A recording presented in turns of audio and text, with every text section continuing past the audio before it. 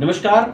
अनंत वक्ता वक्ता से संवाद सीरीज के एक नए एपिसोड में आपका स्वागत है। मैं हूं पंकज उपाध्याय। आज बात करेंगे डॉक्टर संध्या शर्मा सरल जी से।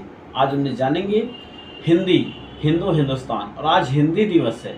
इस मौके पे हिंदी की दुर्दशा है या हिंदी की स्थिति क्या है, इन्हीं बातों पे चर्चा होगी।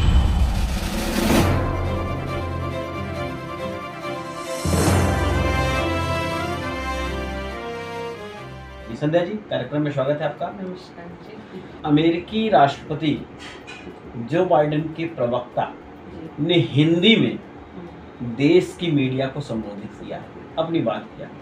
कितनी बड़ी बात मानती हैं आप, और आज देश में हिंदी के अस्तित्व पे कितना खतरा है?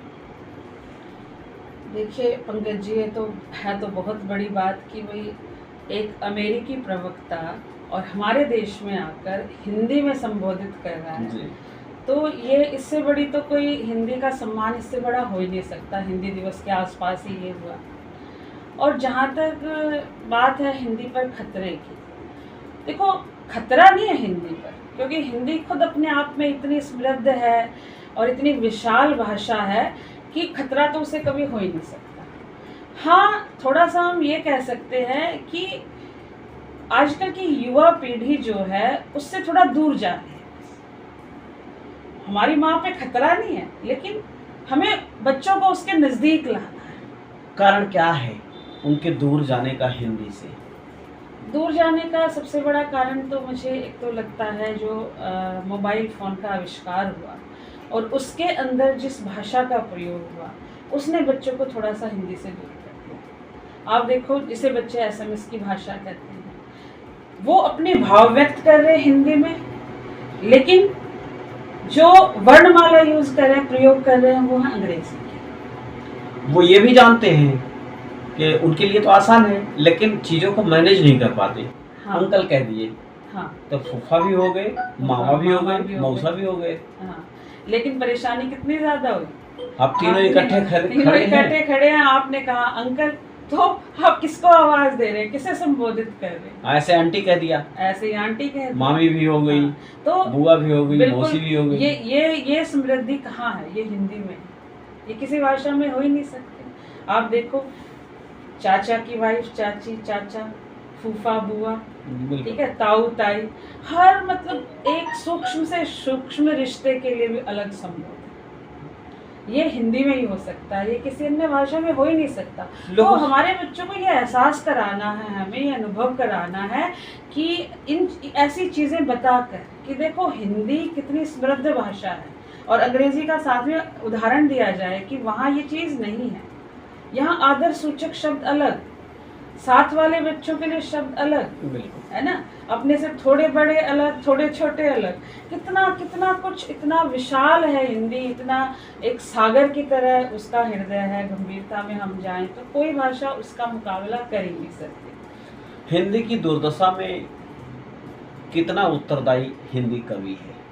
हिंदी की दुर्दशा में कवि पूरी तरह तो मैं नहीं कह सकती शामिल है, लेकिन कविता में आजकल के बच्चों की रुचि कम हो जाना, उसके लिए तो उत्तरदायी कवि ही होगा। कविता को ऐसा बनाया जाए, मुझे लगता है जब भी कोई कविता पाठ करता है, कि बच्चों की उसमें रुचि जागे, वो उसे सुनना चाहें। जैसे वो सोशल मीडिया को देखना चाहते हैं, इंस्टाग्राम चलाना चाहते हैं, इसी तरह हिंदी कविता भी ऐसी हो कि युवा पीढ़ी उसमें रुचि ले, उसे सुनना चाहे, हर घड़ी उसका मन करे कि मुझे इस कविता को सुनना है। उसकी रुचि किस तरीके से आए? जैसे समय के पहले नाम हुआ करते थे जी। हमारे आपके पहले के दशकों में, हाँ जी। बहुत पहले 60-70 के दशक में जाते हैं तो बच्चियों का नाम सुंदरी मुंदरी रखा जाता था। जी। वक्त बदला, हाँ जी, सुंदरी मुंदरी हो गया। जी। वही तो बन के ब्यूटी आया है। ब्यूटी, सुंदरी, सुंदरी मुंदरी, इन तीनों में कहाँ किस स्टेज पे हिंदी सही मायने में आज फिट बैठती है? सही मायने में हिंदी फिट बैठती है। देखो, जो बीच में आपने लिया सुंदरी मुंदरी, वो एक होता है मुख सुख शब्द, है ना, जब जो हमारे मुख को आसान लगता है हम उसे उच्चारण करने लगते हैं। तो हिंदी को सहजता की ओर जाना चाहिए, है ना। सुंदरी मुंदरी उसी का एक उदाहरण है। जी बिल्कुल। ब्यूटी अंग्रेजी का शब्द हो गया, लेकिन ये जो बीच में सुंदरी मुंदरी आया, ये हिंदी का एक विकसित और परिमार्जित रूप है। तो हिंदी का मध्यकाल भी अच्छा माना ही जाता अच्छा है, माना जाता है, बल्कि स्वर्णकाल स्वर्णकाल माना भी जाता है। अब इसके आगे हिंदी के लिए, हिंदी स्थापित हो, हिंदी अपने जिस गौरव को खो चुकी है, हाँ। उसे पुनर्स्थापित हम किन 5 बिंदुओं को लेके कर सकते हैं? नए युवा उसके साथ कैसे उसे अंगीकार भी करें, न चाह के भी, बिल्कुल एक ऐसे दवा की तरह हो किशमिश, वो खाएं तो स्वास्थ्यवर्धक भी हो और खाने में भी टेस्टी हो। हिंदी को हमें आगे बढ़ाने के लिए या रुचिकर बनाने के लिए सबसे पहला है लेखन को सहज बनाना। अपना हमें ज्ञान नहीं बगाड़ना युवा पीढ़ी के आगे, हमें अपनी भाषा को सहजता और सरलता यानी से उन पेश शब्दों को करना। वो समझ पाए। क्योंकि आज की युवा पीढ़ी ना, वो भागदौड़ की युवा पीढ़ी है, उन्हें बहुत सारे काम हैं और समय का अभाव है, तो उन्हें वो चीज़ चाहिए जो वो फटाफट सरलता से ग्रहण कर सके। तो इसके लिए भाषा को सरल, सहज, तद्भव शब्द प्रधान बनना होगा। सिर्फ इसलिए कि हमें इन शब्दों का ज्ञान है, हम पूछते जाएं भाषा में, वो आज की युवा पीढ़ी कभी नहीं चाहेगी, तो उनकी रुचि तब पैदा होगी। दूसरा बिंदु होगा कि हम साहित्य को, कविता को नहीं, सिर्फ साहित्य में कोई भी विधा हो सकती है, नाटक है, कहानी है, कविता, उसको आज की युवा पीढ़ी की समस्याओं से जोड़े, उनके भावों से जोड़े कि वो उनके अंदर क्या चल रहा है। सिर्फ इसलिए कि हमारे पुराने कवि बहुत अच्छे थे या पौराणिकता बहुत अच्छी है, उसी को दोहराते ना चले जाए। हमें युवा पीढ़ी के अंदर भी तो झांकना पड़ेगा ना। अगर हम वहाँ ही नहीं झांकेंगे तो वो भाषा को कैसे अपनाएंगे?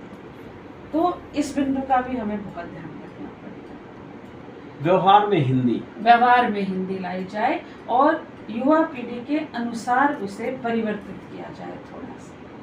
लगातार तुलनात्मक अध्ययन भी होना चाहिए। हाँ, तुलनात्मक अध्ययन भी बिल्कुल होना चाहिए अन्य भाषाओं के साथ। और जैसे हमने कहा, भाषा तो बहता नीर होती है, तो उसे हम एक परिपाटी में तो बांध नहीं सकते। जो नई नई चीज़ें इजाद हो रही हैं, बन रहे, नए शब्द बन रहे हैं, उन्हें तो हमें स्वीकारना ही है। हिंदी को मिटा तो कोई नहीं पाया, कितनी भी भाषाएं आई, कितने भी विदेशी आए, बड़े उतार चढ़ाव आए, लेकिन हिंदी कायम है अपने पूरे जोश के साथ। बस हमें उसे गौरवशाली बनाना है या उसके गौरव को गिरने नहीं देना। निस्संदेह हिंदी हिंदुस्तान जी, ये कवायद वर्षों पुरानी है, दशकों पुरानी है और लगातार चल भी रही है। कब तक चलेगी भगवान जाने, लेकिन इतना तो जरूर है, हिंदी का प्रयोग बढ़ना चाहिए। इसी से हिंदी अपने अस्तित्व को बचा पाएगी और मजबूत होगी। संध्या जी, आपने कार्यक्रम में हिस्सा लिया, आपका बहुत बहुत धन्यवाद। ऐसे ही किसी दूसरी शख्सियत के साथ फिर से भेंट होगी, तब तक बने रहिए, बहुत ध्यान से रहिए। धन्यवाद, नमस्कार।